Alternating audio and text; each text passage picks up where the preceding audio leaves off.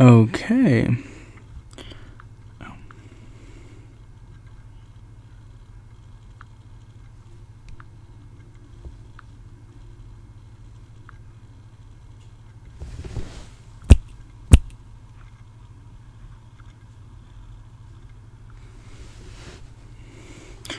Good to know.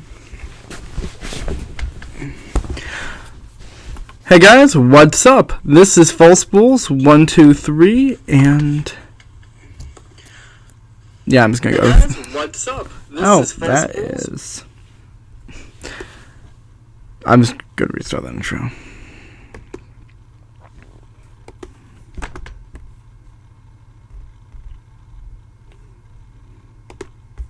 There we go. Hey guys, what's up? This is False Bulls 123, and I'm coming back to you for my October live stream. So, as you guys know, every month I like to live stream a video game, usually a Flash game, and that's really kind of one half sort of memorializing, archiving it, and one half just kind of taking a trip down memory lane. So today I'm going to be playing a pretty interesting one. It's also weirdly educational, I know, gag, but it's called Socrates Jones Pro Philosopher. Did you ever play, Ace Attorney and think, this shit's good, but what if it was just all about philosophy and morality and the human condition? And if you had that very specific thought, then you're going to be so pleased, because that's exactly what this game is about. Also, just as a lark, I wanted to tell you what was trending on Twitter, because I was looking at it this morning and it was pretty funny. Apparently, let's see, bananas are going extinct because of a virus. People are blaming straight black men for the Holocaust and the asteroid that killed the dinosaurs. And what was the last thing I was looking at? Give me one moment.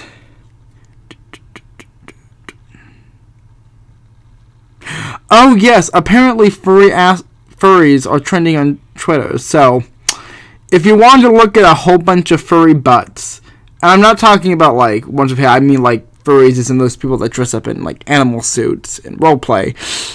Well, that's on Twitter apparently, and I cannot unsee that.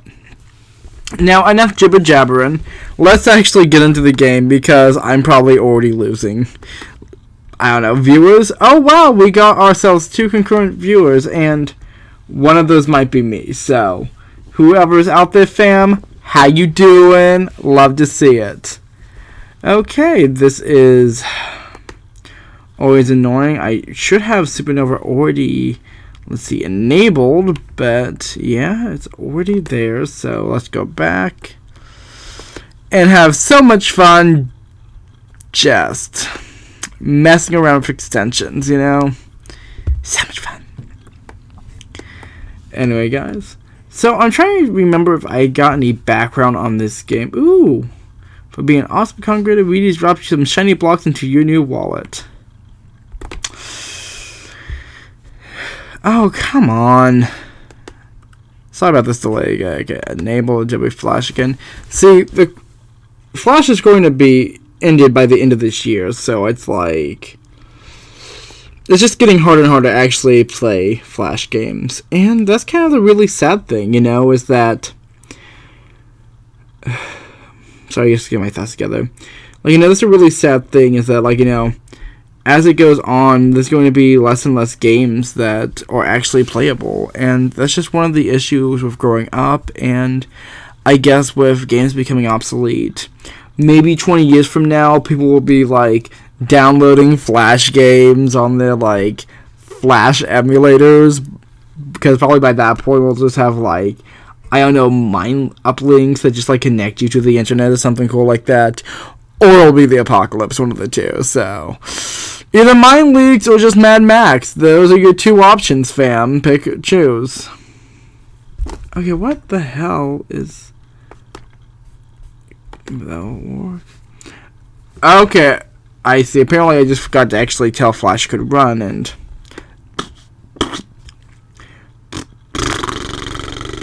There we go. Apparently I cannot blow a raspberry. I suck. This intro is so trashy, and I'm sorry guys. It's just... I really haven't been in the camera recently just because... No, I've been busy, I've been, doing some editing, I've been doing other stuff, but let's actually get into the game and enjoy ourselves. I'm probably not going to do the full game because it is a bit long, but we'll have to see. And definitely check this game out if you want, because after December, it might not be available. This game automatically saves your progress after every important conversation. Good to know. Socrates Jones, Philosopher. Prologue, one New York morning. Click to start. Okay. I'm pretty sure I'm not allowed to have the actual music playing for copyright reasons. Morning, Ari. Are you ready for school? No. Of course. Guess what? We're talking about John Stuart Mill in class today.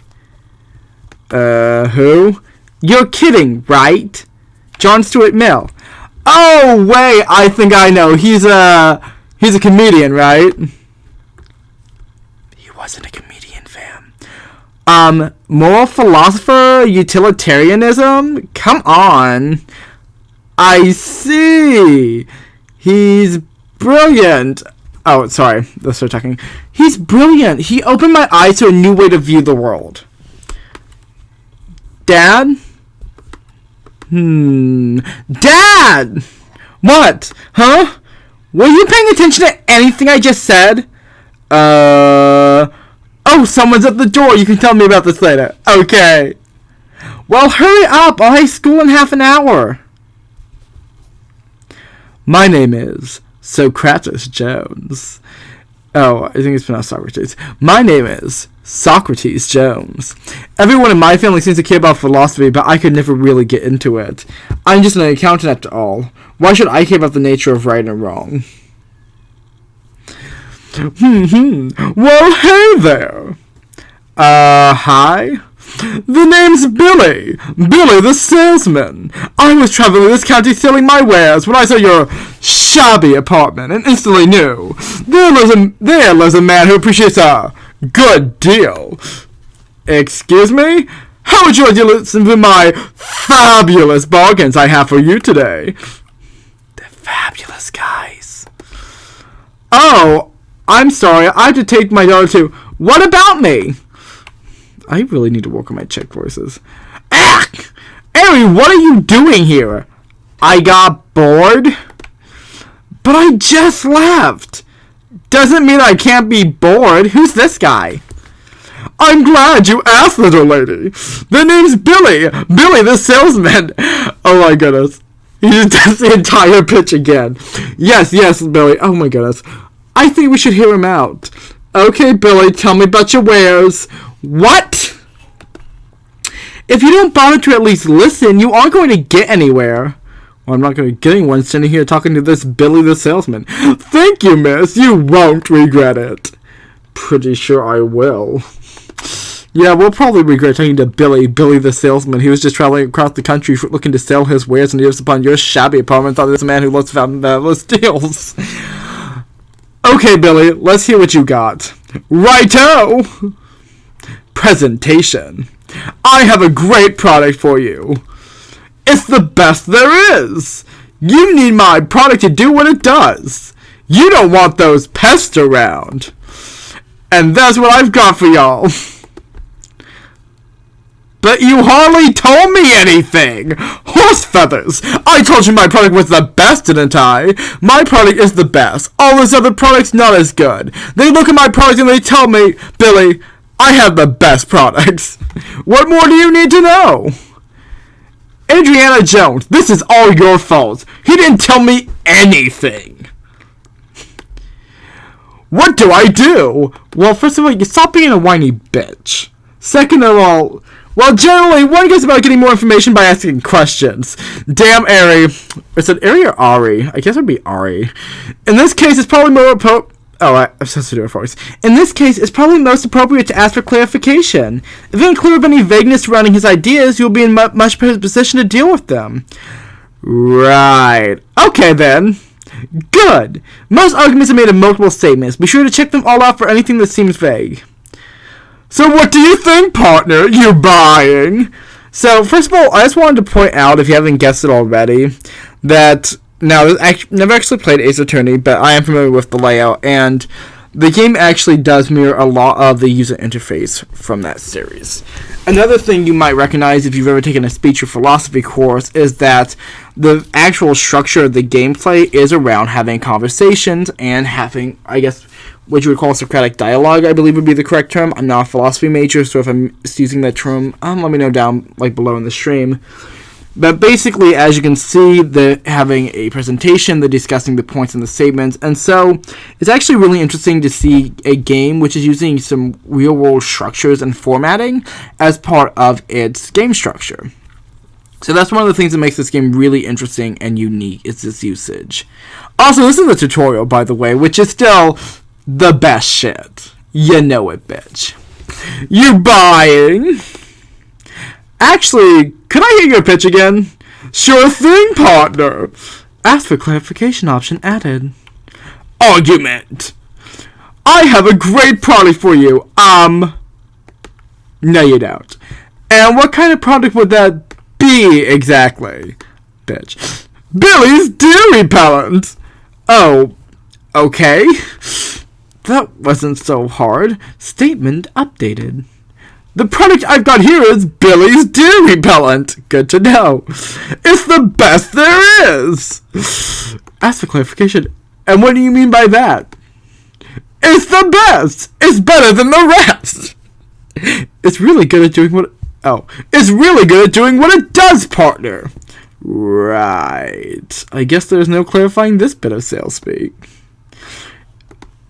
You need my product to do what it does. I don't have to click on these, but I like listening to the dialogue. And now, what does it do exactly? Why, it only protects you from danger! The danger of deer! Sorry, headphone listeners. And trust me, you can all use all the protection you can get. Statement updated. Well, his argument is much clearer now. Maybe I do need this deer repellent after all. Are you serious? What, am I wrong? Dad, you can't just let an argument go unexamined no matter how clearly stated. Especially when someone's trying to talk into buying deer repellent.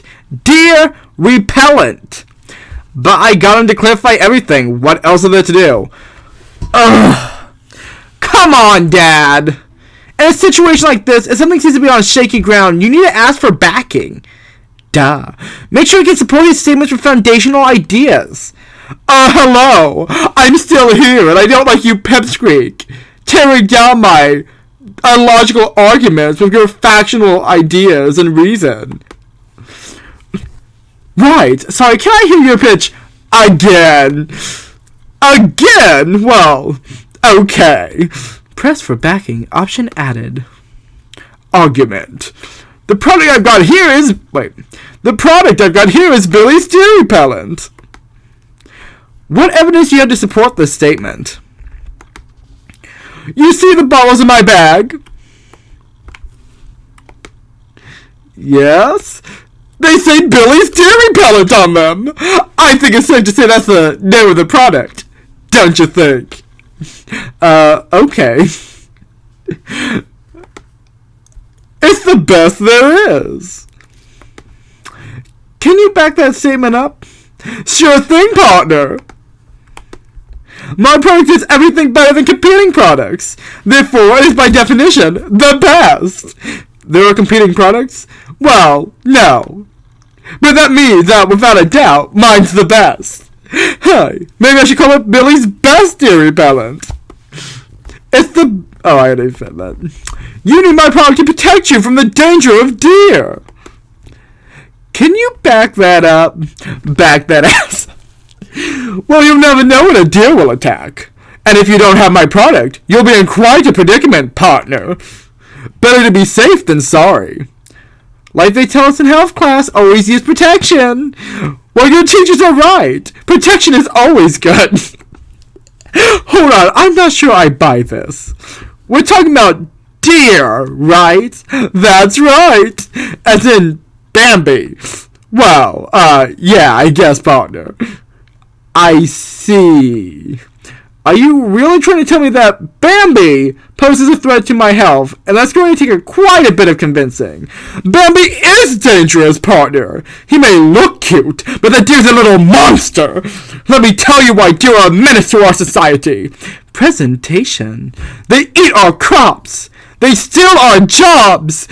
Every year they cause accidents and injuries. Why, the only reason you're safe is that I'm here with my repellent. And there we go! As you can see, these darn deer threaten our every way of life. A threat, huh? I'm not sure if everything you said here is true. You know, Dad, in a debate you can do more than just ask questions.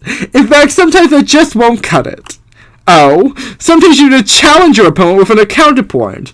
Some fact or observation which throws a wrench in their presumption that his statement is true. Or her statement. Okay, bitch. For example, the fact that deer live in the woods might throw a wrench in one of Billy's statements there. If you find that statement and present this observation to counter it, you should be home free. When you get a useful idea, I'll write it down for you in the idea slate. You know, just this slate of ideas that I carry around with me. It's very, very hipster. You wouldn't understand, Dad. You can now challenge your opponent's moves. Deer live in the woods, added to the idea slate. Oh, alright, I'll go ahead and do that then, I guess. You need to be careful though, Dad. If you say really stupid things, you'll lose credibility with your audience. From now on, your moves can affect your credibility. If you lose all of your credibility, you will forfeit the argument. But wait! Hold on, I'm just fact-checking a salesman. Who am I going to lose credibility with? Me. Oh. Your face is ugly, added to the idea slate. Okay, but like, their face is ugly. Ask for clarification. What do you mean by that? Deer eat the plants farmers grow. A deer could eat a whole bushel of corn without breaking a sweat. Let's see, blah, blah. Do you know what deer are, partner? They're herbivores! That means they eat plants. Lots of them. Can you imagine that? Living without steak? Horrible. Well, crops are plants, so those darn deer will eat them.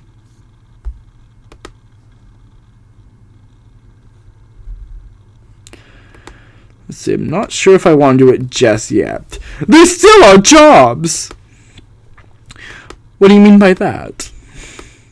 Deer take jobs from the working man. Companies hire them instead of normal folks. Cheap labor. You only need to pay them in leaves. I see. They took our germs. Really? And how exactly do they do that? Well, you see, corporate sabotage. Corporate sabotage. Okay, they don't actually steal our jobs, but for hyperbole on my part, it's just being dramatic. Statement removed. Every year they cause accidents and injuries. Do you know what an injury is? Well, of course. And what accidents are? Yes. Then I think my statement is pretty clear, partner. He's such a sarcastic bitch, I love it. Do you have any evidence to support that deer causes injuries? That's not my voice, but... Have you ever heard of the term, deer in the headlights? Well, it turns out the term comes from real-life deer! They stand in the middle of the road and just get hit! Causes all sorts of horrible crashes. It's quite terrible, believe me. Okay, I'd buy it. Oh, let's see. And this is where I shall say, the deer tend to live in the woods. This is what's wrong with your argument! And your face. I don't really think that flies. Dad, that's not a relevant counterpoint to the premise. Oopsie. Damn it, I'm not good at life. Here we are. This is the one. What do you mean by that? If it wasn't here, this street would be swarming with deer. Deer everywhere, hurting everybody. Why, it's too horrible to even comprehend. Why... Oh, I already read that part. Tell me, partner, do you see any deer around? Oh my, there isn't any. There you go, my deer repellent at work. Unless you give me a reason to doubt it, I see no reason anyone should think otherwise. Dad, do you think you could oblige him? I just love, I forget how sassy. Nonsense! poppycock, balderdash, horse feathers. Billy, can you tell me where GMOs commonly reside? Forests, mountains, and plains, I reckon, right? That sounds about right. And, where are we now? New York City! Exactly, so then tell me, Billy, when was the last time you ever heard of a deer in New York City? Ack! It is highly unlikely that he would show up in any city, let alone in New York. You really think you can take credit for the fact that there are no deer around? But, yeah! Way to go, Dad! Maybe if I were living in the wilderness, we would need your deer repellent. But as we live in the middle of a city, I hardly see the point. I highly doubt Bambi's gonna wander down Main Street. She'd be hit in an instant. Clearly, your repellent is of no use, so I hardly think I need to buy nonsense. Now listen here, mister. It seems to me y'all are being a bit unfair. I admit you have a point, but you are failing to consider all the finer qualities of this here product. Is that so? It sure is. Let me explain to you what y'all are missing. Why my product is so useful to you. Presentation. My product comes in a fine blue casing. Each letter of the label is hand-painted. My grandmother told over the design. Clearly, my product would still be useful to you. And, Ari, I don't think I have any evidence to counter these points. You know, even if a point is supported, it might not be related to the conclusion. If that's the case, it really doesn't matter if it's supported or not. The point has no place being presented in the discussion. I think I get that. You're saying in such situations I should question the relevance of a statement. Well, that's what John Stuart Mill would do. You know my husbando! It's not useful for us to listen to statements that have no connection to the overall argument. If we were discussing economics, for example, it really doesn't matter how well you support the fact that purple is the best color. Of course not. We all know green is the best color. Also, sweethearts, literally just notice that's what we call subtext. Getting back on track, even if the statement is relevant, questioning can be a great way to see how everything fits together. I guess I should go forward with questioning him then. Question relevance move added. Argument. My product comes in a fine blue casing. So, obviously it's blue, but sure. Can you make this up? Can you see these canisters here? Yes. What color are these canisters? Blue. They're bright blue. Well, there we go. Is that so hard? Okay. Oh, never mind. That's not the right one. Okay, where is this? It's under questioning. Okay. How is this related to your conclusion? Blue is pretty, partner. Go on. Therefore, the fact that my product is pretty makes it more useful? I don't think so. Statement removed. Each letter of the label is hand-painted. What do you mean by this? I mean I picked up a paintbrush and painted them on myself. I always fancy myself a bit of an artiste. You do? Well, no. But I think I did once. I think I messed something there. Let's see. Sure, partner. If you line these cans up, you'll see they are all different. Why, look, this one here says beer repellent. What fine craftsmanship. How is this related to your conclusion? Oh, it's craftsmanship. And things being done by machine, that's not craftsmanship. Okay, great. But how did this craftsmanship make your product more useful? Okay, fine. You made your point. Let's move on. My grandmother toiled over the design. What do you mean by this? My grandmother spent hours designing this for me. That's why it's so darn pretty. I want to hear more about this grandmother shit. She told me she did. You would question the honesty of an old lady? I question the honesty of all old women. And men, and sometimes babies. I won't have it, partner. That's right. Yo grandmama is whack. You heard it here first, folks. How is this related to your conclusion? Quality takes effort, partner. Surely the amount of time I could have poured into it contributes to its value. Not really? You heartless. Just heartless. No respect for the elderly. And my grandmother. Very well. Have it your way, partner. Statement removed. Billy! Ah! Don't hurt me! Oh, the yelling is too much for my heart to bear! Relax, I'm not going to hurt you.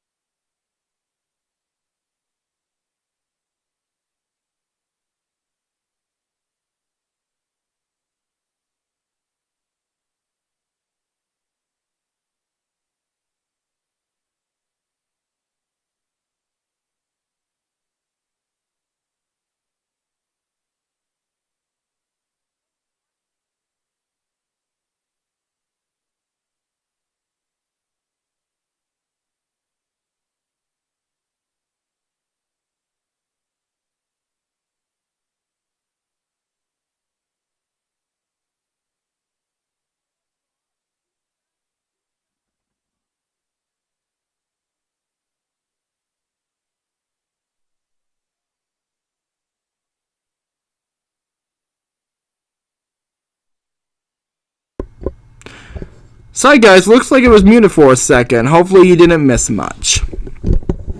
Also don't know how that happened, but it happened, so. What?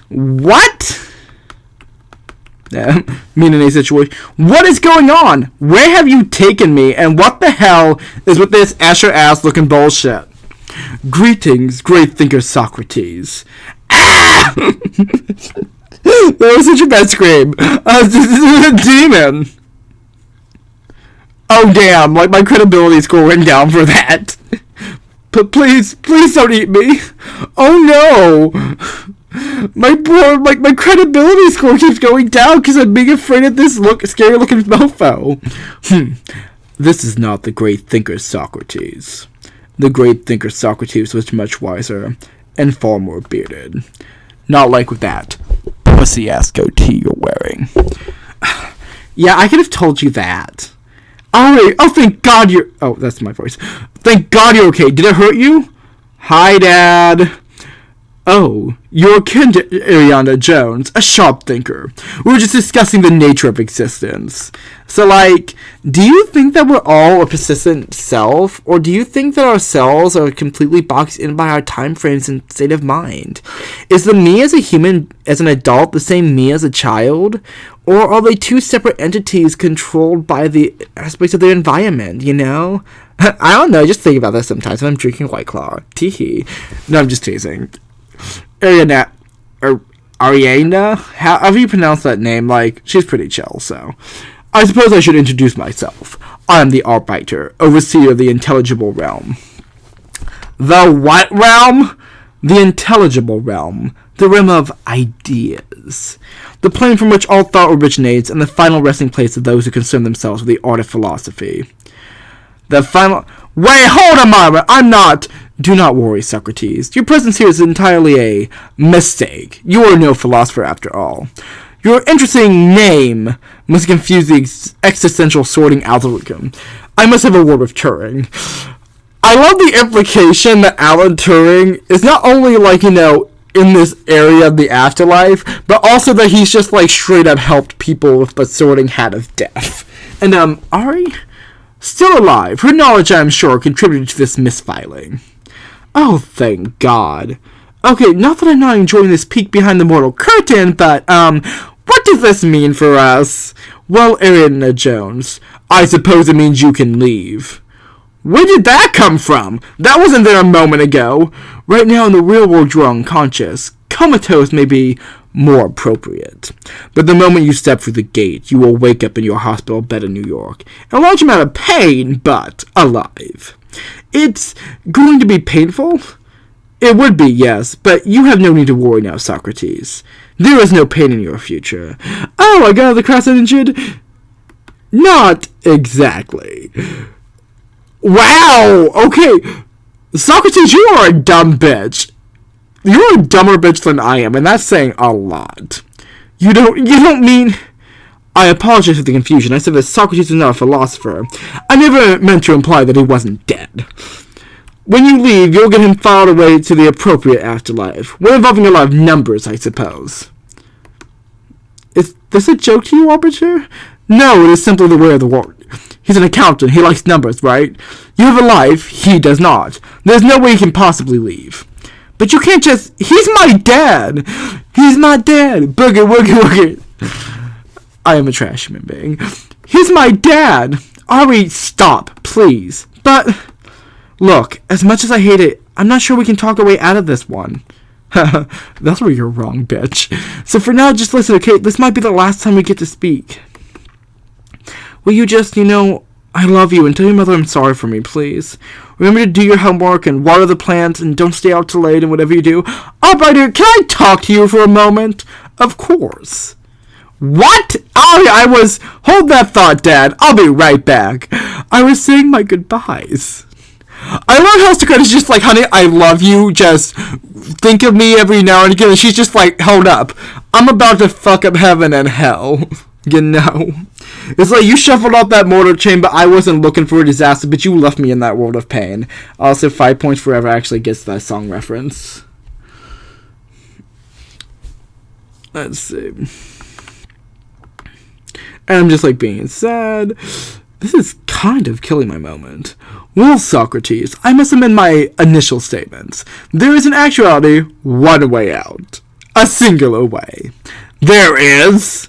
Yes, an ancient wager set down by the original arbiter and reserved for the best of thinkers.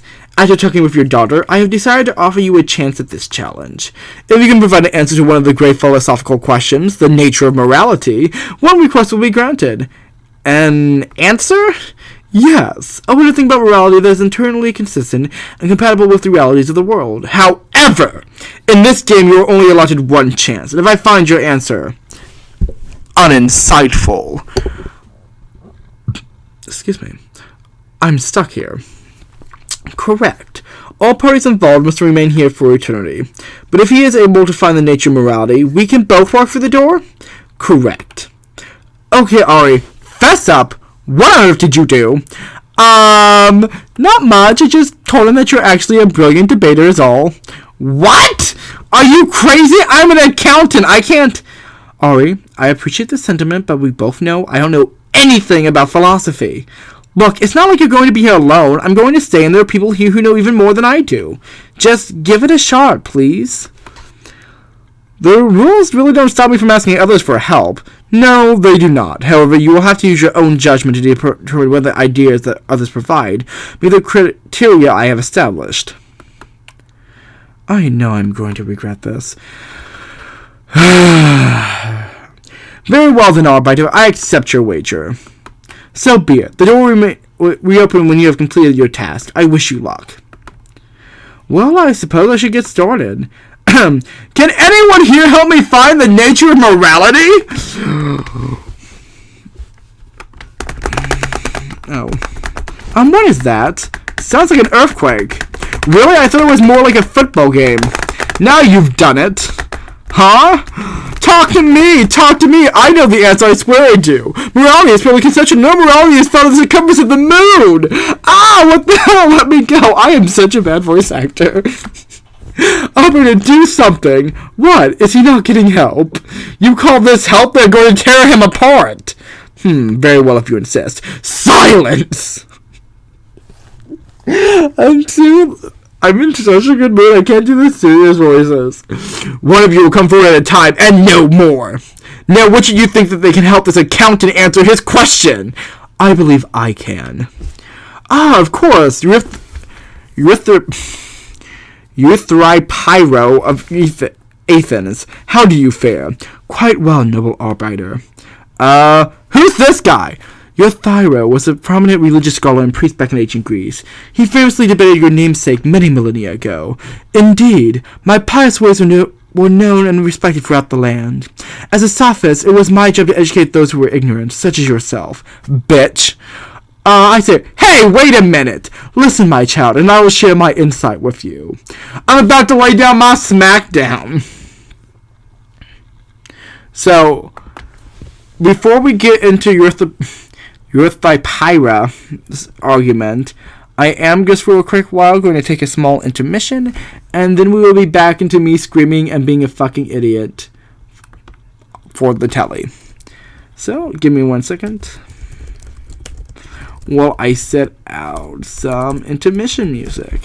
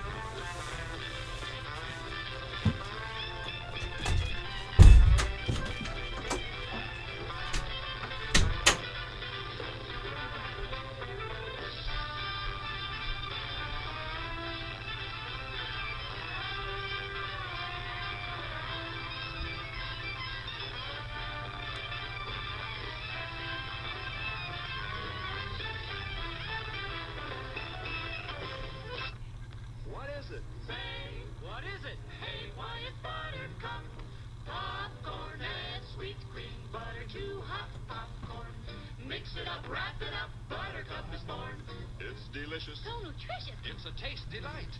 It's so munchy. Crisp and crunchy. You'll enjoy each bite. Eat butter drenched buttercup popcorn at its best. Served in a king-size cup.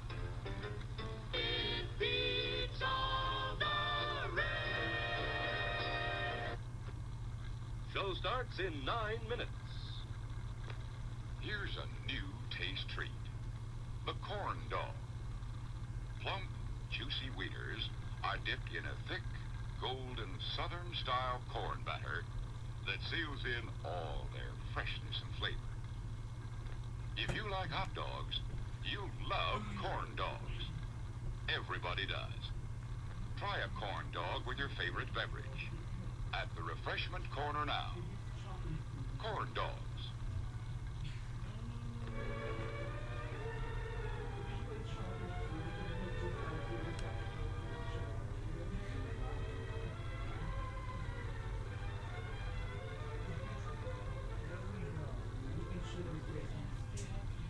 Show starts in 8 minutes.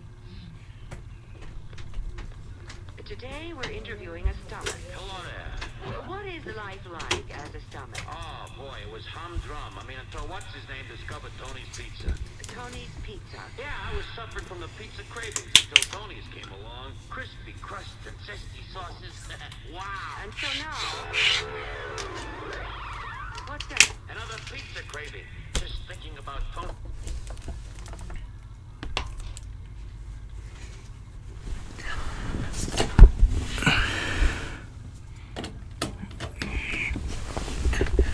Okay, dear listeners, thank you so much for pausing for that intermission.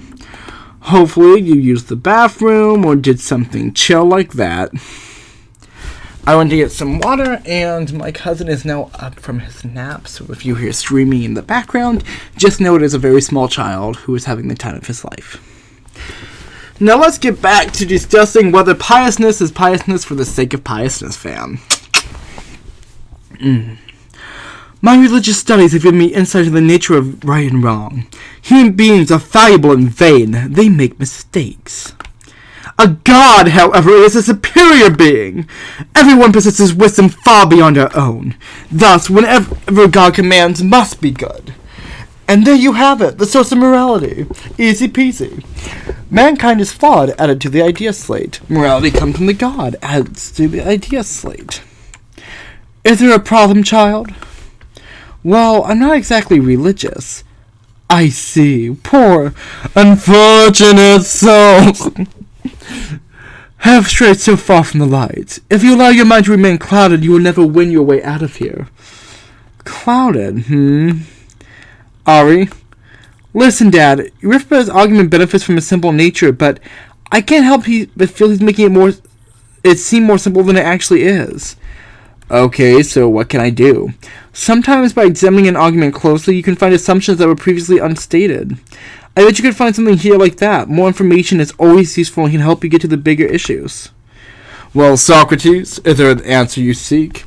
I don't think I'm ready to bet my life on the gods just yet, Arbiter. Euthybra, I think I need to ask you a few questions. Alright, Dad, good luck. Argument! My religious studies have given me insight into the nature of right and wrong. Ask for clarification. What do you mean by that? What exactly are you confused about, Socrates? I understand your mind is clouded, child, but I believe this statement is clear. My studies of religious have given me insight beyond your own. Ouch! Yeah, it's just like, I've read more than you, bitch. Of course, my child. A large part of religion is providing moral guidance. Thus, as a priest, I have been often called to give moral advice. Hence, my insight. Okay, that's fair enough. That's a little bit ethos. Hey, this is why I can speak about this. Human beings are fallible and vain. They make mistakes. What do you mean by that? Human beings are prone to error. They often make incorrect judgments as to what is right and wrong. Is that clear now, my child? And yes. Can you back that up? Do you believe men to be perfect? Maybe. Interesting. Well, looking at you, child, I can assure you they are not. Oh my goodness, this salt. This mad salt. A god, however, is a superior being. That's actually a question. What do you define God, a god as, A god has abilities far beyond our comprehension. These abilities render them superior to us mere mortals. Let's see. My child, can you throw lightning or create storms? Did you create the world in 7 days? Did you turn your daughter into a tree for her own protection? I love how he's just casually mixing a whole bunch of different religious beliefs there. Well, no. Well, my child, each of these things were done by a god. Clearly they are superior. Okay, let's see, and... Everyone possesses wisdom far beyond our own. Everyone? Excuse me? You said everyone. Your point, child? Well, I've been assuming you're referring to the commands of a specific deity, but, well, which god are we talking about? Oh, gods! Give me the strength to deal with this, deal with this ingrate. That doesn't answer my question. Right now, is there a particular god giving you strength? Does it matter? There are many gods. Greek, Hebrew, Egyptian, Norse, Mesopotamian, Proto-Germanic, Pagan, Irish. Yeah, there's a lot of gods. There are differences between them. Let's see. I see. Good work, Dad. Huh? You've uncovered an unstated part of Griffith's view by closely examining his argument. Finding things like this can really help you out. If you don't have enough tools, the person you're debating may just hand you some. Now get back in there and find the larger problem. Wait, hold on. Are you telling me this idea is going to be useful? I don't know. Maybe. You're supposed to figure this out by yourself, remember? Oh, damn it. I keep clicking before I can read it. Let's see. That's pretty standard. Human beings are fallible and vain. They make mistakes. A god, however, is a superior being. Everyone possesses wisdom far beyond our own. So the idea that they have different ideas. This is what's wrong with your argument. Is it, child? I think so. I'm not so sure, Sigh. Oh, damn it. Thus, whatever a god commands must be good. Okay, here we are. See, the thing is that what happens if they disagree? I'd like to clear up a few things. You said that different religions have different gods, right? Yes, child. And sometimes these gods have different views. Indeed, piety comes in many forms. Okay. Did something up? I don't know. I may have found a problem here. Really? That's great. Go ahead and present it. Dad, sorry, this is just a little intimidating. What if everyone laughs at me? Just present it, Dad. No one's going to laugh at you in the afterlife when you're fighting for your immortal soul. This isn't some deer repellent salesman. This is the real deal. Real things are at stake here. Like me. Dad, just present it. Okay. Your throat. There's a problem with your position. Is that so, child? It is so, bitch. Look, you claim that morality comes from the gods, that we can trust them whenever they command is right. But it seems to me that if the gods disagree, then that puts your idea in a weird place. You yourself said that we can judge their will for ourselves, but when different gods think different things are good, what would actually be good? That would make the gods impossible to use as a source of morality. Right? That was a pretty lackluster presentation, Dad. Hey! While this may be true, the validity of an argument is not rooted in style. Oh, wait. No, this is the arbiter. While this may be true, the validity of an argument is not rooted in its style points. Despite lacking both flair and vocabulary, Socrates has a valid point, as I believe you already know, Erythra. Yes, I just got bested by some poster with the same name. Yes. As I recall, the first Socrates made very similar points. And what, you decide to ignore them? Arrogant son of a... Like you who lack the faith required to see the truth. Your blasphemy will not take you as far as you think. Poor child, let me show you the light. So that's actually a real interesting point when we take into the context of Greek mythology. Obviously, like, if you read the classics, the Greek gods are always fighting with each other, and so I think it'd be definitely an interesting point, especially without taking the sort of cultural aspect of Erythra's argument now. And historically, it'd be really easy to draw the statement that, the gods would disagree on stuff, because literally half of their mythology is just gods, fucking with each other and saying, no, you're wrong, bitch, Anyway, but it's actually a really interesting point, if there are different arguments in religion, is religion accurate, or is there ideals or through lines in religious thought that actually lead to moral ideas, It is true that different deities have different desires in my religion and between religions. I admit that these may be a source of confusion. However, there are many points at which these divine beings agree. For example, most deities agree that it's wrong to kill without cause. Clearly, what the gods agree upon is always good. Is that better, child? It's a better argument. Well said, Erythra. Thank you, arbiter. No thanks to you, bitch. As you can see, my child, the gods overcome all obstacles. What are you thinking, Dad? Well, his argument is certainly more nuanced now, but something tells me it still won't stand up to examination. I'm sorry, Erythra, but I still have some questions for you. Argument! It is true that different deities have different desires. In my religion, okay. So I'm just going to ask for clarification. Let's see. It was your objection, child. Are you claiming to not understand your own statement? No, I'm good. So much salt. I admit that may be a source of confusion. Okay. Yeah, that's... I question the relevance of that. How is this related to your conclusion? It was a comment recognizing the problem. Not all of us. Ignore the issues of our statement, child. Oh, please, teach me your humble ways, daddy, father. I admit there may be a source of confusion. However, there are many points in which the divine beings agree. What do you mean by that? Just because disagree on something does not mean they disagree on all? Okay. Can you back that up?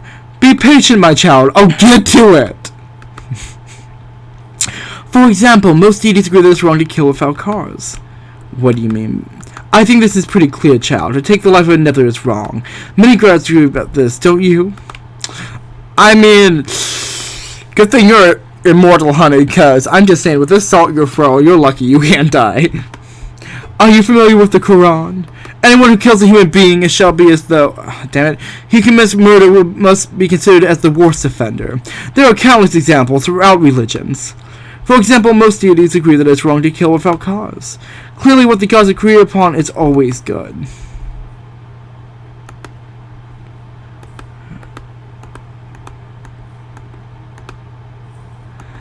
Damn it.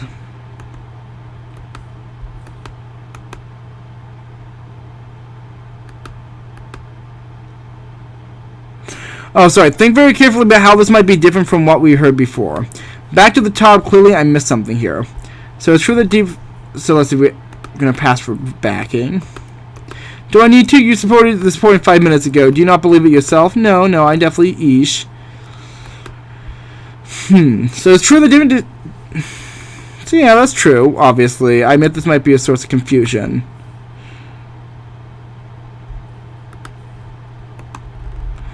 So I'm just going to go, only that one lesson liking to myself might say, not be able to work around it. Right, so much passive aggressive. Can you back that up? It confused you, did it not? There, my statement is backed. However, there are many points on which these divine beings agree, okay.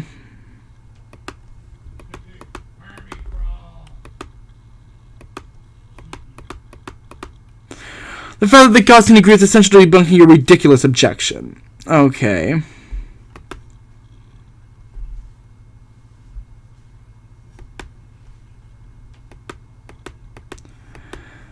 I'm not so sure. No, I just fucked up again.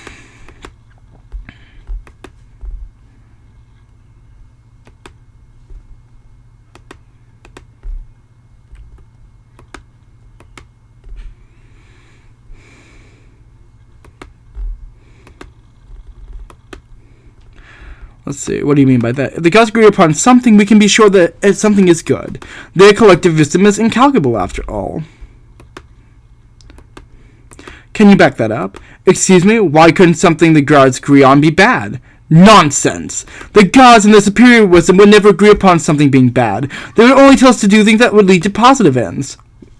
This is otherwise is blasphemy. Huh, interesting.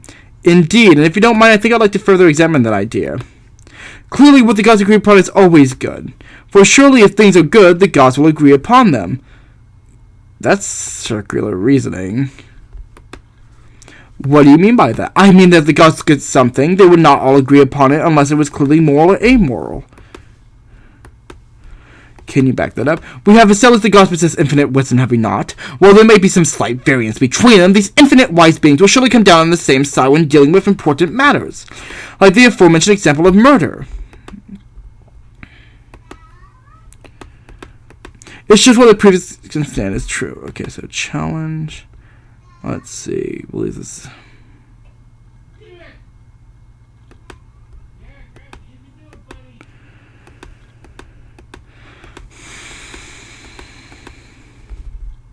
It's true that different deities have different desires in my religion. Okay.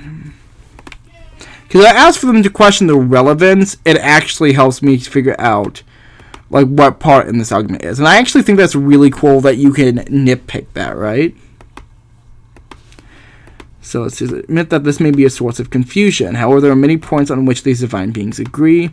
For example, most deities agree that it is wrong to kill without cause. Clearly, what the gods agree upon is always good. For surely, if things are good, the gods will agree upon them. So...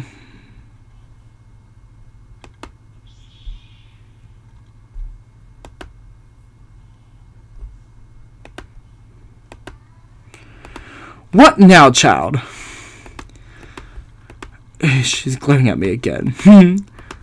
No, pull yourself together, Socrates. You have a point to make, so make it.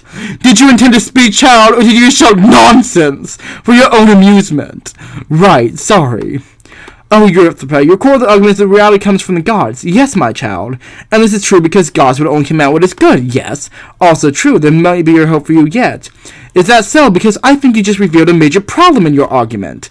What? I'm mixing their voices again.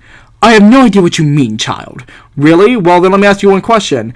Are things good because gods command them, or do gods merely command things because they are good? What? What? Look, Earthput, you said over and over that the gods would never ask us to do something bad, that they restricted the commands of things which would be good for mankind. But in order for this to be true, one of the things they command have to already be good. They would need to have value rooted in something other than the gods. Oh, nice catch, Dad. The fact is, even in a world where gods existed, they could not be the source of good. They would merely serve to point out good things which already exist. Good things that are good because of other things.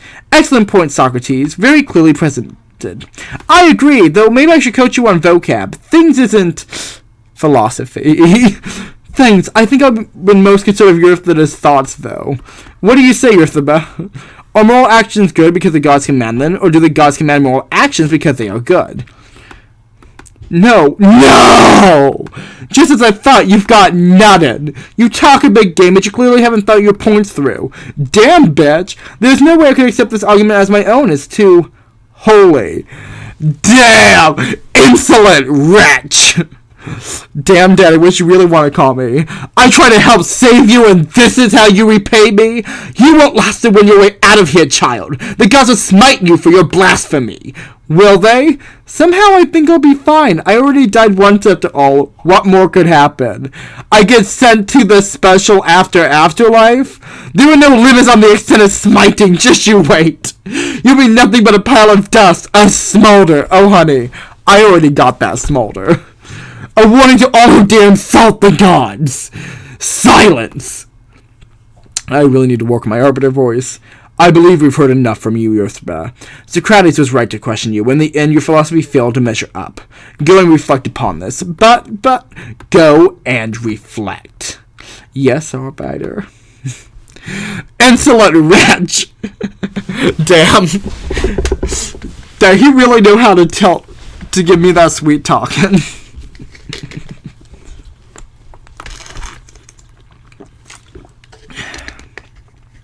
So now we're just waiting for the super long waiting period for the next chapter. How you doing? I'm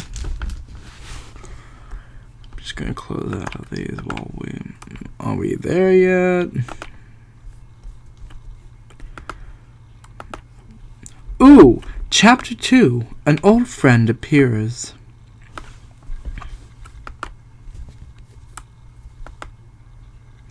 Okay, Dad. Regress? To deteriorate into an earlier state. Okay, fallacy? A logical flaw. I can't believe I'm being quizzed on vocabulary by my own daughter.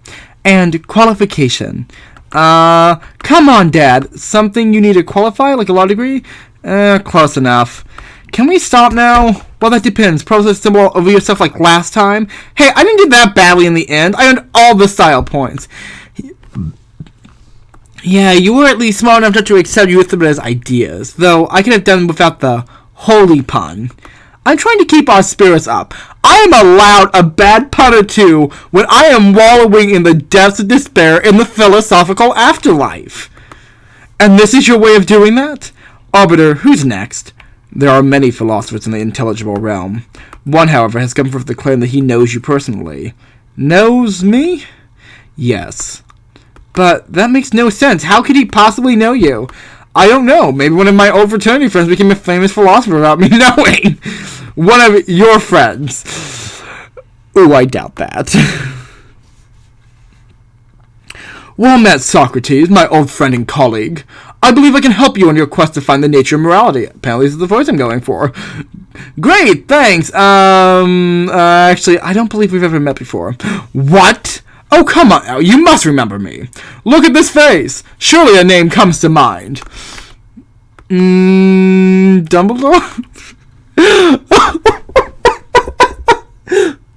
Protagoras! How could you have forgotten? We'd been in Athens millennia ago.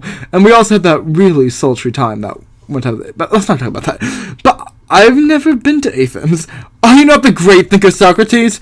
No, well, to be fair, I am a Socrates, but enough. Even if you sadly forgot me, old friend, I will be happy to share my lessons with you. Well then, let's hold our discussion together in our own persons, making trial of the truth and of ourselves. I like this guy more than that other bitch, I'll tell you that much. Simple elimination will demonstrate morality can only come from one... Oh, sorry, actually I do this voice. Your conversation of Philosopher has demonstrated that morality doesn't come from gods, and clearly morality does not originate from the rocks and the trees. Thus, the only possible source of morality is human valuing. As you can see, man is truly the measure of all things. I hope my lesson was informative, my old friend. I've told you, Pythagoras, I don't know you. Chill, Dad, at least he's being polite and not snide about his religion. You know what? You know how it would change if he discovers you're an accountant? And what is wrong with being an accountant? It's a perfectly acceptable profession. Well, Socrates Jones, what do you think? Has Protagoras found the nature of morality? Is he trying to bait me? I think I'd like to ask a few questions before I make that decision. You know, it's just my immortal soul on the line. Alright, let's give this another go. Argument. Simple elimination will demonstrate morality can only come from one place. Ask for clarification. What do you mean by that? When all other possible sources of morality are eliminated, the one that remains is undoubtedly true.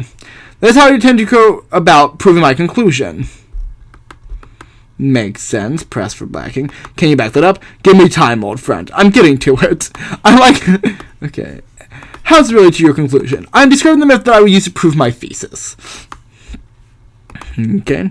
Your conversation with Philosopher is to make sure the morality doesn't come from the gods. Okay, well...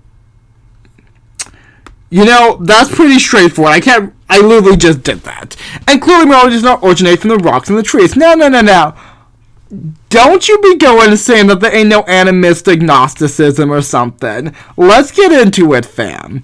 What do you mean by that? Morality is not derived from nature. The flow of the river, the movement of the clouds. Such things do nothing for our judgment. What about the circumference of the moon? Also irrelevant. Good to know. I knew that suggestion was ridiculous. I really hope this is some old Greek guy was straight up said that one time. I really hope that's a deep cut. Yeah, prove it, bitch. Being a system that governs the actions of humans, there is little reason to believe that morality comes from the things that grow around us. Thus, in this case, I believe the burden of proof lies on you. Unless you can provide evidence showing that morality does come from rocks and trees, I think Pythagoras' assumption stands. Right, okay then. I wanted to make sure, okay? Thus, the only possible source of morality is human valuing. Human valuing? What does that mean? My apologies, you see, morality is a matter of preference. As a result, it is different for each person. Therefore, whatever an individual believes to be right is right. Huh, okay. Whatever any individual believes is right for that individual. Definitely sound. Let's see. I'm sorry, my friend. I'm not sure how to clarify that further. That sounds a bit circular, but okay. Let's go on with it. What evidence do you have to support is only remaining option, my friend. Is that not enough? Hold on, Protagoras. Yes, friend? Look, I understand what you're doing here, but I can't help but feel that an argument based entirely on elimination is a bit weak. I mean, no matter how many sources you eliminate, there's always the possibility that there are others you have overlooked. If I'm to accept your argument, I would like it to be supported by something more. Indeed, I was just thinking the same thing. Yes, I suppose you have a point. You were just as insightful as I remember Socrates. Well, very well. Let me approach this lesson from a different angle. Presentation. Ooh, we are booking it! When it comes down to it, morality is a matter of values. However, different people form different values. There are no things upon which everyone can agree. It would be arrogant to presume that any position is wrong. Thus, we can only conclude that morality is entirely relative. And there we go. Well, I mean, there is such a thing as moral relativism, but I also don't think that an individual's morality would be... It says I can do whatever I want. Well, some people do have that philosophy, but I still think there has to be some sort of ideal morals, you know? That's not what he's saying, at least I hope not. Well, Socrates, once again I'd like to ask a few questions. Of course, my friend, ask away. I really need to stop skimming over this text, sorry guys. When it comes to morality, it's a matter of values. What do you mean by that? By values, I mean the personal preferences of individuals. For example, when we hold certain actions in very high esteem, noble sacrifice, for instance, while holding nothing but disgust for other actions, like wanton thievery. If you truly are confused, I reckon you check a dictionary. Oh, wow, that's sass. Can you back that up? I don't believe I need to, friends. The definition of morality is values which distinguish between right and wrong, is it not? So I think my statement sounds firm. I mean, okay. Good clap back. I'm glad we've clarified that. However, different people form different values. Different values? Yes, people believe in different things. They have different preferences. You have to admit that's pretty clear. I don't think I can really have anything that would be of value by backing it up. There are no things upon which everyone can agree. Well, a moral system valid for all is basically immoral. I agree with that, though. What do you mean by that? Not only may people's values differ, they may lead them to make entirely contradictory conclusions, much like the gods of arithmetic. The damn, bringing that heat, bringing that salt, I find that hard to believe. Is that so? You remember an old Athenian democracy, do you not? Sure, why not? Well then, so you must also remember that on most issues, people disagree on what the right way to vote. Some thought our penalties for crimes were too harsh, while others thought our penalties were not harsh enough. Why, as you know, it was even argued that you should be put to death for speaking out. Wait, what? Speech penalty added to the idea state. What is... According to Pythagoras, some people believe that those who speak out should be put to death. Interesting. It would be okay to presume that any position is wrong. Okay. I definitely think that's the weakest part of the argument. What do you mean by that? It is not a place to say another's moral perspective is wrong. Why would it be? Oh, come now. Do you really believe we have the right to say that one who believes that eating beef is immoral is more correct than one who is against eating chicken? Wait, what? That's a really simple example coming from an academic. As you can see, there's no way we can say that one moral system is better than another. I guess. I mean, I think you could objectively say that some moral systems are worse than others, but I definitely agree that there's a lot It's the linchpin of my argument, really. As morality is subjective, we cannot assess others' opinions as a consequence. It also shows the consequences of the previous premise. That strikes me as worrisome.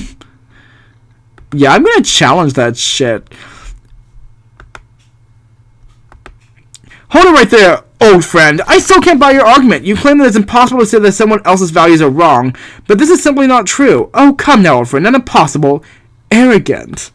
Do you really believe... I'd like to put forth a different example. You yourself said that there are individuals who believe that those who speak out should be executed, did you not? Of course. Well, I was thinking about the position of these individuals, and it occurred to me, without a free and open debate, we wouldn't even be able to discuss the things we are here. Oh, excellent observation, Socrates. Thank you, Arbiter. Protagonist, just for a moment, consider the consequences of that argument. If free speech was punished, though, society would stagnate. Science and thought would come to a halt. Such side effects do not result from logical thinking, but, free speech is one of the many things now considered to be rights. Society is improved by their existence. Can you really argue that those who believe such things should be persecuted to have validation? I hardly think it's arrogant to express doubts in this position. Dad, this is actually kind of impressive.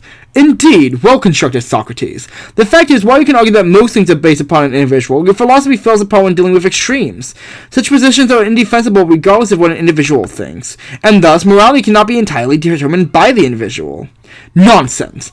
I appreciate the energy from it, and you have raised some good points. I must confess, though, I am a little confused as why you have suddenly changed your position on free speech. Wait, what? The original Socrates was anti-free speech, Dad. Though, come to think of it, they didn't stop him from complaining when he was put to death for blasphemy. Everyone makes mistakes. Oh, no, not quite. What? Oh, damn it. Give me a moment, I will show you the flaws in which you have just proposed. I'm gonna lie to you. What's up, bitch, for talking smack against me. Presentation. It is true, my friend, that most people agree on such things as free speech. However, this does not mean that such things are universal goods. For example, if one was to yell fire in a crowd of theater, causing mayhem and panic, it is hard to see how that instance of free speech would then be good. Actually, this is a really interesting point. So the idea of yelling fire in a crowded theater was actually, I believe the statement was proposed by, oh, damn it, I'm forgetting his full name. Essentially by a justice named Holmes, who was arguing about the concept of, I think it wasn't imminent lawless action, it was another caveat to the exemption to free speech. Reckless endangerment, or something like that. Basically, the idea is that by yelling fire in a crowded theater, you would cause undue panic, and so in this case, your words would unduly harm others. There are also several other instances of free speech which are illegal, especially given the Constitution, which is exactly where the phrase fire in a crowded theater comes from, is from U.S. legislation. And so, that was really interesting to point out just because that has a specific, history in, American politics. And so, it's interesting to see it there and, it being used as an example. That was just me being, a boring bitch, so let's continue. Causing mayhem and panic, it is hard to see how the instance of speech would then be good. As morality is affected by situation, it cannot be objective. And there you have it. Rights, as a legal institution, may be good, but the morality of how you use them can vary. Okay, valid, but I'm sure there's more there, obviously. Very well, Socrates, you may now ask Protagoras your questions. Of course, Operator. Argument. Agree on things such as free speech. Okay, nothing to argue with there. However, that does not mean that such things are universal goods. Now, this I'm like, why not? What do you mean by that? Simply put, nothing is absolute. When we think of something as universal truth, we are probably failing to account for all possibilities. Okay, fair. Excuse me, can you back that up? Be patient, my friend. That's the next part of my lecture. Let's see. I'm detailing my objection to your objection. How objectionable. For example, with you fire on a crowd theater causing mayhem and panic, it's hard to see that instance of speech would then be good. Okay. That's actually a fair point. As morality is affected by a situation cannot be objective. I think my statement is pretty clear, my friend. Your argument simply does not hold water. Morality still comes from the individual. That what he's saying?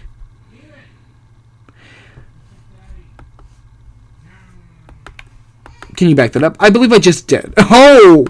Clapping back, bitch. How is it related to your conclusion? That is my conclusion. It is. I mean, if I remember correctly, a philosophy that morality comes from the individual, right? Yes, my friend, that is correct. I see. Protagoras, you have indeed raised an interesting counterpoint in mind. Thank you, old friend. Does that mean you're ready to accept the validity of my teachings? On the contrary, you see, you've also demonstrated why it would be foolish to do so. What? You just argue that morality can be affected by situation, correct? Yes. That actions that would be correct in one place would be incorrect in another. Indeed, where are you going with this? Well, it's an interesting observation, but it runs against the grain of what you said earlier. For morality is affected by situation, then there are clearly factors other than the individual that affect it. Oh wow, that's right. I don't believe it. This means you have two choices, but both have the same result. You could either maintain the assertion that morality is situation dependent and your philosophy is undermined, or you could retract it, thus giving the credibility to my original complaint. But either way, the idea that morality is entirely individual is thrown into question. What do you have to say to that? Got a point. Socrates, your rhetoric techniques have not done all these years. Perhaps my position is indeed on shakier grounds than I realized. You've given me much to consider. I could write a thesis on it all. And you too, Pythagoras. You may have been onto something with the idea that the correct action can change based on situation. Finding out why it does, that's going to be the hard part. Pythagoras, you are dismissed. Thank you for your input. Thank you, Arbiter. Socrates, I believe I've given you to win this great wager, just as you did before. Wait, what? Goodbye, my old friend. Honestly, Pythagoras was just a chill bro. He's like, here's what we talking about, fam. And then I'm just like, but honey, and he's just like, okay, I'm gonna have to think about this. Like, let's all be like Pythagoras today. What did he mean, as you did before? I thought you would have figured it out by now. Huh? Taking out the Arbiter challenge is no easy task. In fact, throughout all of time, only one has ever had his wish granted. Only one? Well, that makes my attempt seem kind of silly. Yes, your namesake. The great thinker Socrates, the wisest man in Athens. Flashback. Unlike the other philosophers, Socrates was never sure of his ideas. He was always questioning, always challenging himself and others in pursuit of the truth. Never satisfied with any of the answers that he provided until he disappeared.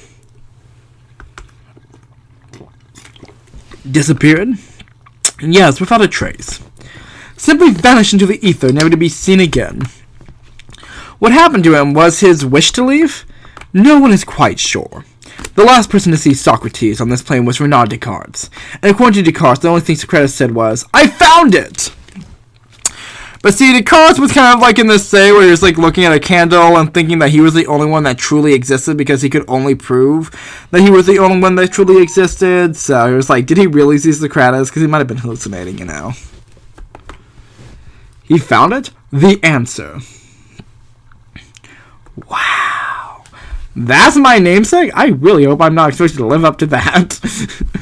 Damn, boy, I'm feeling that on a spiritual level. Okay, I think it's... I have to click... For some reason, I had to click out of it for it actually to show up with the next chapter most of the time, so... there we go. The social contract! We're gonna be fucking shit out with my boy Hobbes. You know how it is.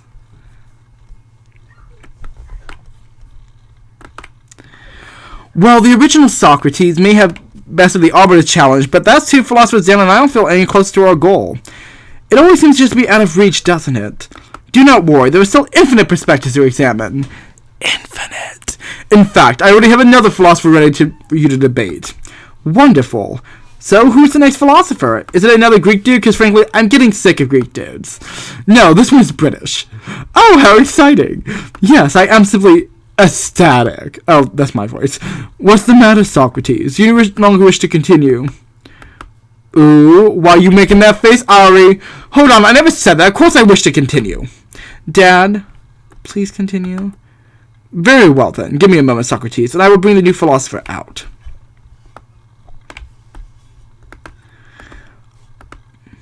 Hello?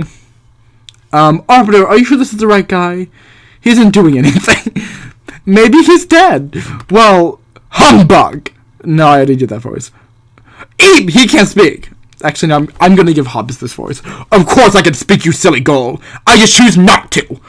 You waste time with small words, and small words are the money of fools. Arbiter, who is this guy? You may refer to me as Thomas Hobbes, and I will refer to you as a little bitch. You should know, Mr. Jones, that my mother gave birth to twins, myself and Fear. Oh my god, by the end of the day, you'll be thoroughly acquainted with both of us. Damn.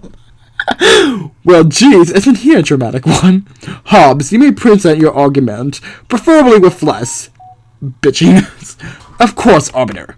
Allow me to begin by describing to you the natural state of man. Presentation.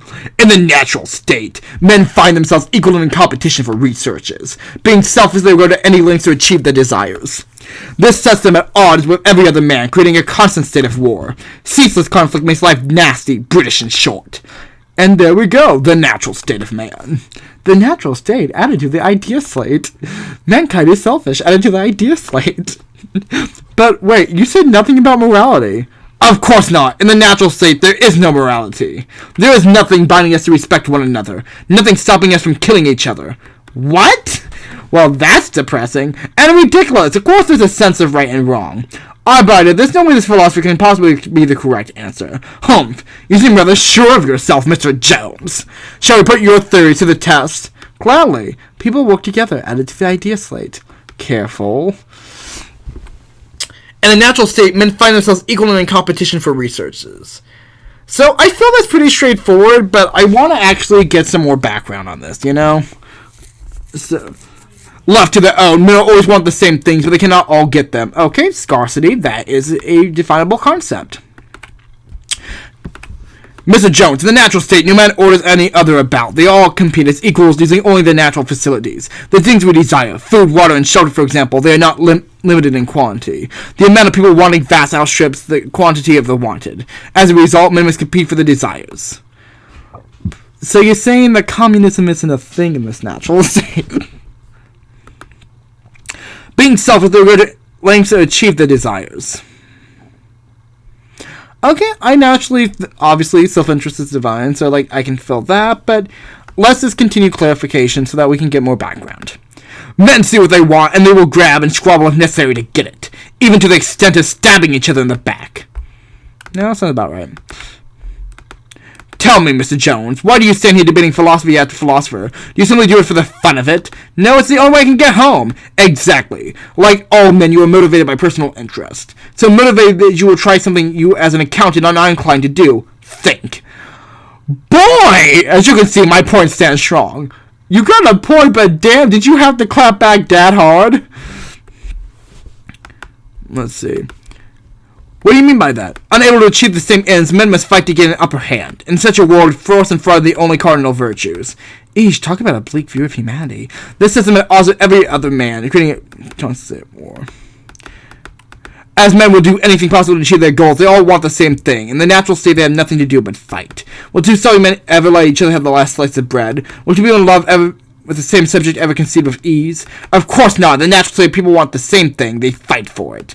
Thus men are at war, always and forever. Is that so? If men are at war, let's see. Ceaseless conflicts. Everyone fights endlessly from the womb to the grave. This tends to lend itself to a low standard of living.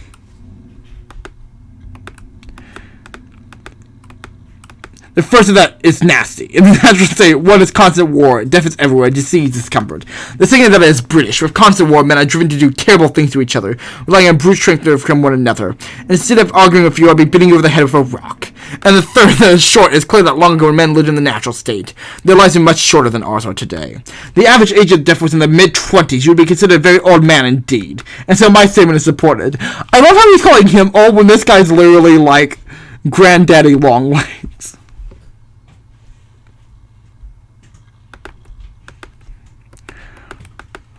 It showed the consequences of my conclusion. It is important for one to consider the effects of their thoughts. But the effects of your thoughts are terrible. The world isn't perfect, Mr. Jones. I speak the truth, harsh as the truth may be.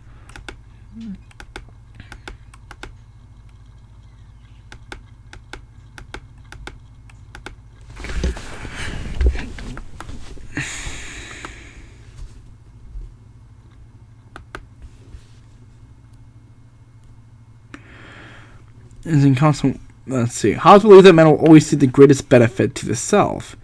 Let's see. Okay, people often help with each other in order to further the overall good. So I'm going to see if I can knock out any of this statement.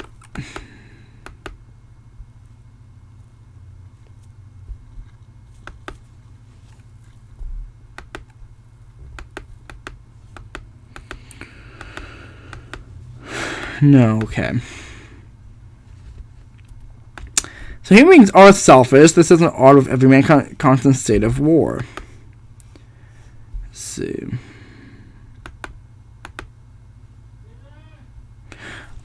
Here I see the issue. See, it says it makes life. But see, we don't have ceaseless conflict.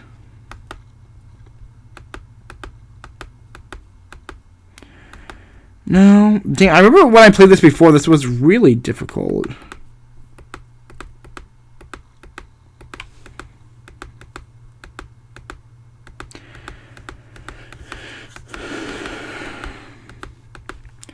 Yeah.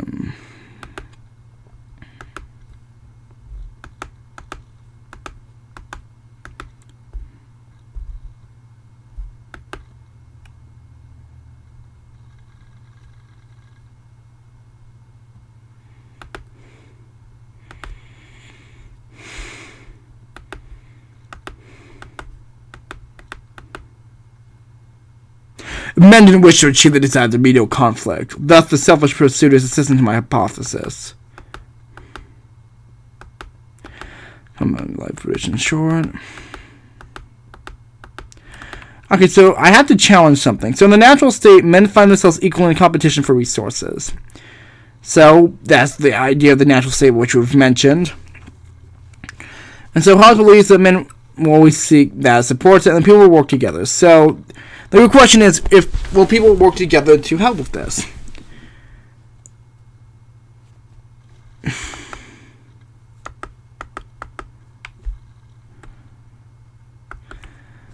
So that's what I'm thinking. That war is usually with more than more than one person. So if everyone is always fighting, then how can people agree to disagree with other people in groups, you know? Hobbes, your argument here is about as weak as they come. You claim that people are in constant state of war, but but I see people cooperate every day. Is that so? Yes, societies are in fact built upon such cooperation. Employees in a business collaborate to create a product. Construction workers get together to build a house. Police work together to take down criminals. Philosophers work together to find the truth. Exactly, thank you, Arbiter. Well, Thomas Hobbes, if people were always at war, none of these things would be possible. Society as we know it couldn't exist. What do you have to say to that? I say that you are merely an observer of the obvious, Mr. Jones. Huh? You insult my intelligence. Do you really think I haven't considered such things? Well, you didn't say anything, so I mean, that's on you for not finishing your thought, bitch. Our sense of morality is what allows us to cooperate in such a fashion. But wait, hold on. You said earlier there was no morality. Indeed, in the natural state, this is true. However, as such a state is entirely uncomfortable, we have long since moved beyond it. Allow me to explain to you, Mr. Jones, the step you have missed. Now here's where Hobbes' philosophy actually gets really interesting. At the core of mankind's self-interest is survival. However, in the natural state, there is no security. Thus, mankind is impelled to seek peace, forming contracts between individuals. It is from such exchanges that our sense of morality is born. And there you have it. Our morality rules, our society, our political system, they all come from the social contract. A very compelling argument indeed. How did this happen? I thought for sure we were ready to move on. You walked right into that one, Dad. Helped him set it up and everything. Hobbes is one of the most prominent social contract philosophers. It's only naturally took his argument in this direction. What? You knew this? Why didn't you warn me? Sorry, I just assumed you already knew. I thought you knew about philosophy, you dumb accountant. I mean, it's not uncommon knowledge, you know. Is there a problem, Socrates? Or are you ready to accept the truth? Oh, this is Hobbes. Or are you ready to accept the truth of my argument? Well, his argument seems pretty solid now, that's for sure. But something beyond a premise so grim, I just can't accept it without examination. Arbiter, I'd like to ask Mr. Hobbes a few questions. Bah! Scholastic thinking, I hardly see the attraction in it. Come now, Hobbes. Very well, Mr. Jones. Give it a shot. Let's see how it goes. Okay. Above all else, we want to live. Power and knowledge don't mean anything to the dead. Unless you're stuck forever debating some twisted philosophical afterlife, I have to get out of here. Thank you for that. Can you back that up? Tell me, Mr. Jones, do you enjoy being dead? It hasn't been so bad, actually. Oh. Yeah, it's been great. I've been meeting cool people like you. I've been singing for a several thousand-year-old missing person. Of course I would rather still be alive. I need to live. I'm very lively, I'll have you know. I think most people my age would do anything to stay alive, and I just made your point. Indeed, you have my gratitude, Mr. Jones. Oh, I love how much of a bitch this man is. Like, fuck that guy's name. I can't pronounce. Hobbes where it's at. However, in the natural state, there is no security.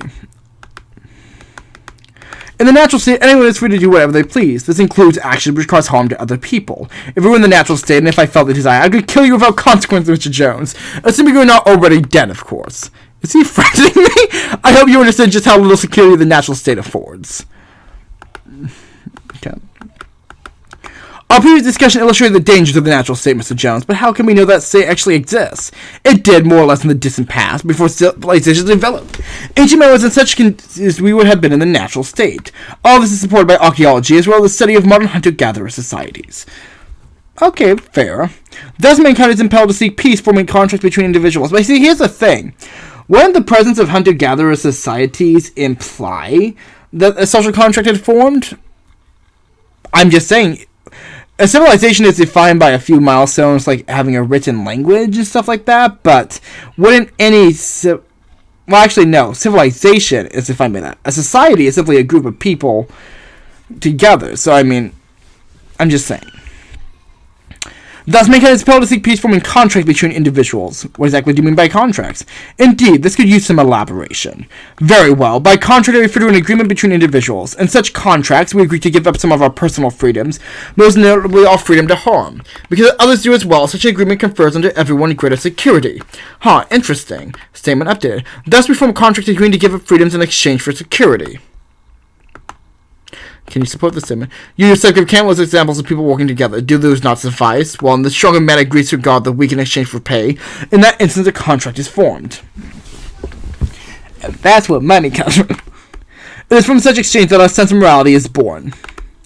What exactly do you mean by that? I mean to say that morality comes from the social contract. We form treaties, and these treaties determine what we are allowed to do.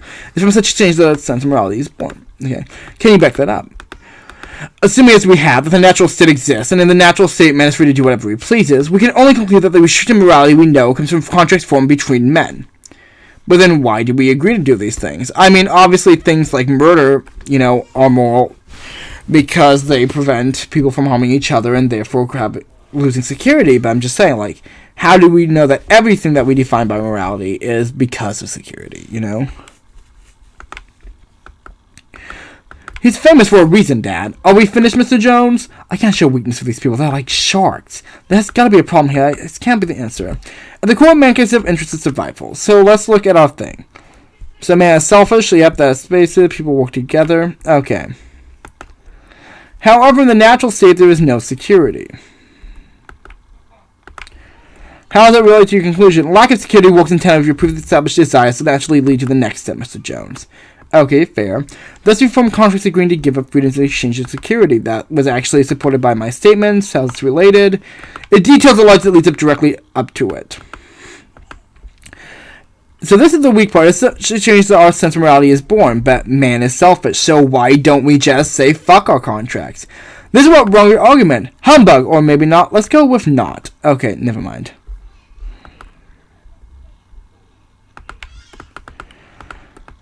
Okay, so question relevance. No, it isn't. A conclusion is wholly related to itself. It just is. So this is your conclusion. Why didn't he just say that?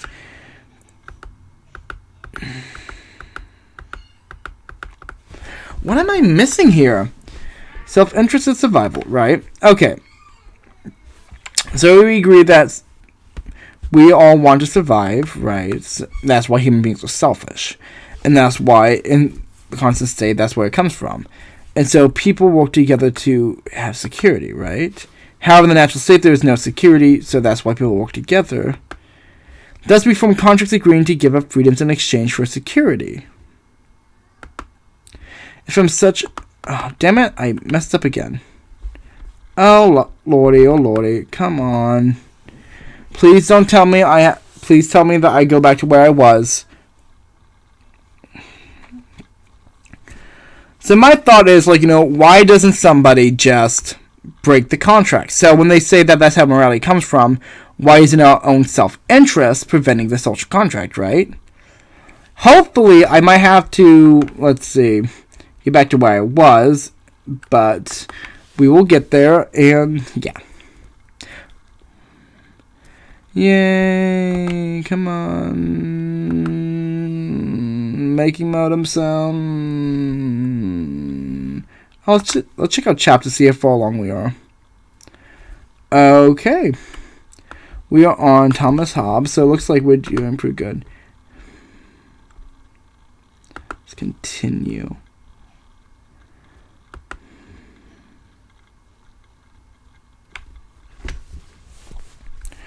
Okay, let's see.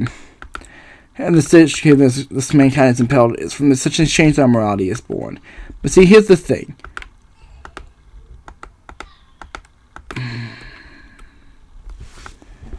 Okay, then what am I missing? Let's go with not. It is from such exchange that a sense of morality is born. So, as for clarification, what exactly do you mean by that? It means...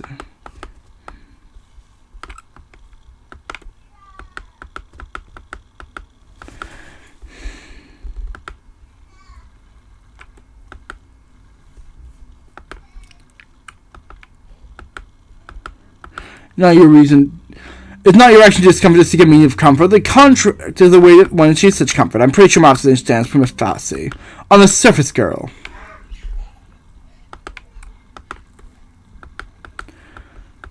Let's see. Very well by. That's from a contract. You're going to give up freedoms in exchange for security. Okay, so let's see if.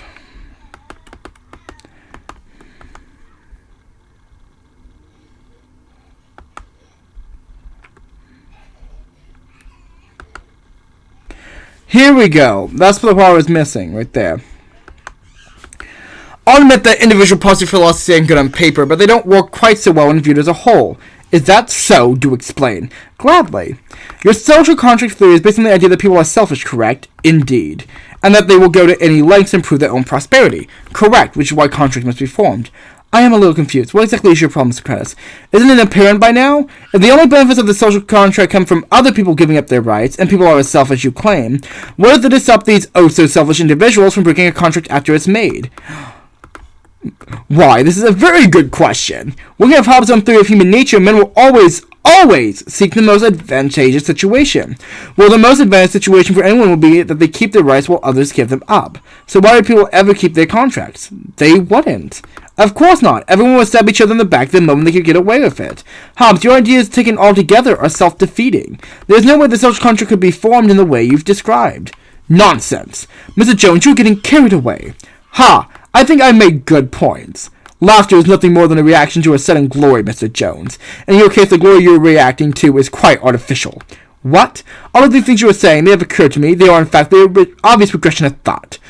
See, boy, you can't be saying that the obvious progression of thought if you aren't telling me the rest of your thoughts. You can't be like, oh, what about this? And it's just like, bitch, I already thought about them. Just like, then why didn't you say it? Why you cock-teasing me, boy? Just tell me how society works. The fact that any self-interested man would break his contracts is a problem, which is why I came up with the next step in the thought process. The next step? Boy, you just jumping through these loops, honey. Without obligation, selfish individuals are indeed likely to break the contract. However, such obligation can be easily created by fear, namely, fear of repercussions. The fear can in turn be created by empowering a sovereign. Such a rule could then deal out punishments to those who break the contract, and as a result, the moral system of the contract would remain intact. And there we go. As you can see, Mr. Jones, my philosophy is quite sustainable. Thank you for the screaming. The social contract simply needs proper enforcement. Contracts need to be enforced out of the idea slate. You know what? I think I actually missed talking to Erythra. Dad, are you going to be okay? I don't know if there is a problem here, Ari. I mean, we just need to find the nature of morality. Maybe this is it. Do you honestly believe that? Do you think that morality is found in the rules dictators enforce? Well, no. Well, then keep looking. There has to be a flaw in its argument somewhere. Are you two quite done chatting over there? Yes, Arbiter, sorry. Hobbes, you may have thought through my previous challenges, but my life depends on my only accepting the true nature of morality. And somehow I just can't accept that this is it. Bah, humbug. Very well then, Mr. Jones, I have all the time in the world. Examine away.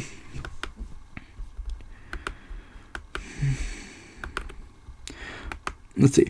As you observe, men will break the contract to their own benefit. Keeping them from doing so requires a great incentive towards keeping it, or disincentive from breaking it.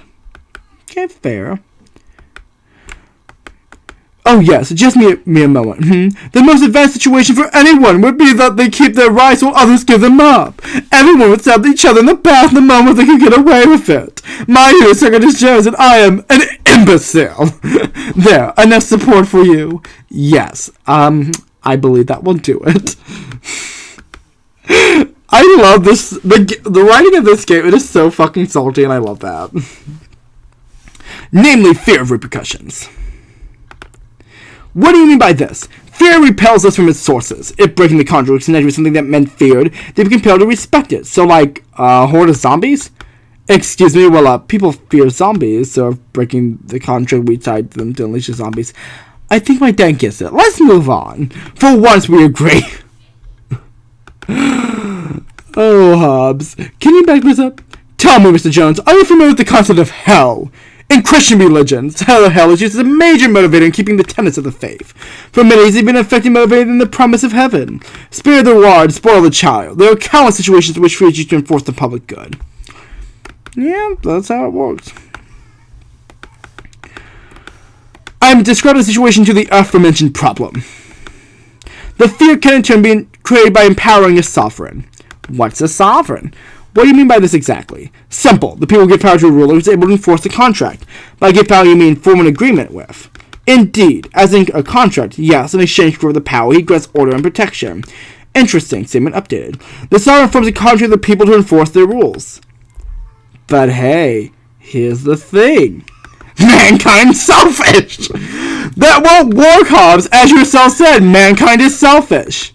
Mr. Jones, the selfish man, why we need a sovereign in the first place? What foolishness are you trying to achieve?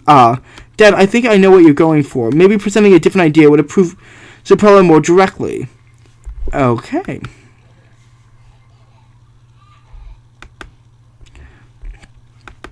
Hobbes, I admit that your philosophy is very interesting from a political perspective, but as a basis of all morality, it simply won't stand. Nonsense. Mr. Jones, even now you lack sensible qualities such as fear. Haven't you learned not to make such brash statements? Nonsense. Brash this time? I think not. Boys, enough grandstanding. Get to the point. Hobbes, you said that the sense of obligation to the social contract is in its presence laid upon us by the sovereign, is that correct? Yes. And the sovereign's powers apply such pressure comes from the contract between him and the people. Yes, absolutely. Well then, Hobbes, answer me this. Who obligates the king to follow his contract with his people? You may have added a layer of obligation, Hobbes, but you haven't fixed anything. The problem is still exactly the same. The king, being selfish, will take advantage of his people. And we are back where we stand. Godwin's law. All power corrupts absolutely. No matter, just another moment of your time, and I'll lay out what binds the king to his contract. Presentation. Well, as you see, I don't need to hear it, Hobbes. What, how dare you? The fact is, we can do this forever. I can continue to point out the lack of obligation in your morality, and you can attempt to find a source. You're curing the symptoms and not the disease. The question you need to answer is not what obligates the king. If the source of obligation is the social contract, then it can only be another contract. Instead, answer me this. What obligates us to keep our contracts? What makes them the source of morality? Can you answer this, Hobbes? Well. Dad, you actually stumped him. This is the core of your problem, Hobbes. Morality based in contracts leads to an infinite regression of obligations. Thus, it can't be possibly the true source. Gah! Wow, Dad, let's see if you counter that.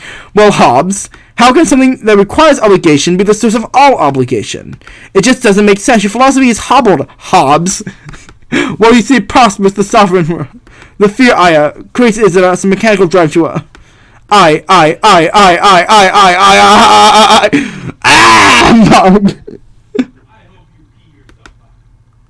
Socrates, do you know what my last words were before I died? Now I am about to take my last voyage, a great leap into the dark. I decided rest, a life finally free from fear and discomfort. I did not wish to be trapped in this realm debating for all eternity. Extending the arbitrary trail into was a foolish choice, Mr. Jones, but needless to say, I can understand why you did so. And ignorant as you are, you have given me reason to re-examine my principles. I shall now take my leave. Damn boy, that was some good shizzle. The Pursuit of Happiness. So, while this is probably one of my favorite... So, I should mention, I have played this game before, but as we are currently hitting the, hour and a half mark, I'm actually kind of feeling like putting it down and getting some other stuff done today. That being said, just heads up, if you are interested in this game, the last two philosophers are John Stuart Mill, who, if you don't know, was the founder of utilitarianism, or basically, happiness is the most important value of morality, basically, do unto others. And Kant, who essentially states that morality is based on intention.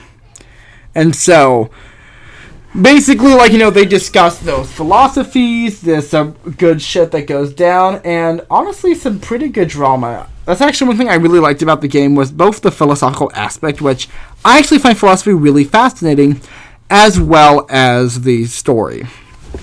I also think it should be noted that things like Socrates, Jones, Philosopher were an incredibly deep game. Literally, it's a game about philosophy, and it's educational. And I think a lot of people look at Flash games as kind of trite, as detritus. And it's kind of cheap shovelware that don't really have much value. But as games like Socrates, Jones, or other games that I show on this channel, you can definitely see that just because you have a certain medium which might be used by more indie or more novice or amateur creators, that doesn't mean that you can't create games, and you can't create games as a novice or as an amateur that have interesting premises or deep ideas. Really, you should always consider that a medium that something is presented in does not necessarily dictate or negate the quality of its work. Also, can we just appreciate that Socrates is straight up Lincoln here? Can we be appreciating that detail? That's nice. Anyway, guys, like I said, you can check this out on Congregate. I believe that this is exclusively on Congregate. And, yeah. So this is False Bulls 123, and I'm gonna be, you guessed it, signing off. You have a good one, peeps.